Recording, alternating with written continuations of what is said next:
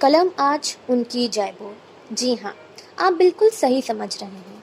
आज जिस कवि की कविता लेकर मैं आपके समक्ष प्रस्तुत हुई हूँ, वो और कोई नहीं, हमारे राष्ट्र कवि श्री रामधारी सिंह दिनकर ही हैं। उनका सर्वप्रसिद्ध प्रबंधकार रश्मि रथी, जो कर्ण के चरित्र को केंद्र में रखकर लिखा गया है, उसके तृतीय सर्ग को मैं आप सभी को भागों में सुनाऊंगी। तो आज हम शुरुआत वहां से करेंगे जहां से पांडव अपना 12 वर्ष का वनवास और 1 वर्ष का अज्ञातवास पूर्ण कर वापस लौटते हैं। हो गया पूर्ण अज्ञातवास, पांडव लौटे वन से साहस। पावक में कनक सदृश तप कर, वीरत्व लिए कुछ और प्रखर। नस नस में तेज प्रवाह लिए, कुछ और नया उत्साह लिए।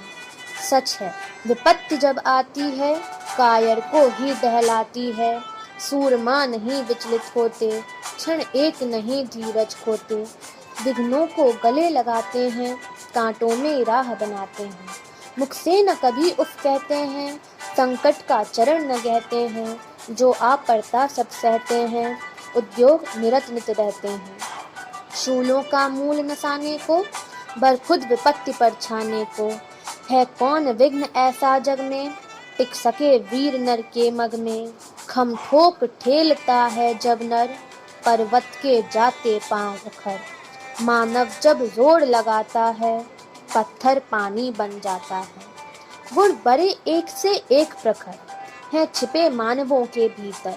मेहंदी में जैसे लाली हो, वर्तिका बीच उजियाली हो। बत्ती जो नहीं जलाता है, रोशनी नहीं वह पाता है। पीसा जाता जब इक्षुदंड, झरती रस की धारा अखंड। मेहंदी जब सहती है प्रहार, बनती ललनाओं का श्रृंगार। जब फूल पिरोए जाते हैं, हम उनको गले लगाते हैं। वसुधा का नेता कौन हुआ, भूखंड विजेता कौन हुआ। अतुलित यश प्रता कौन हुआ, नव धर्म प्रणेता कौन हुआ। जिसने न कभी आराम किया, विघ्नों में रहकर नाम किया। जब विघ्न सामने आते हैं, सोते से हमें जगाते हैं। मन को मरोड़ते हैं पल पल, तन को झंझोड़ते हैं पल पल।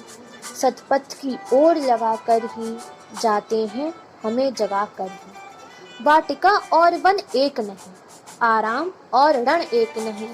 वर्षा अंधर आतप अखंड, पौरुष के हैं साधन प्रचंड।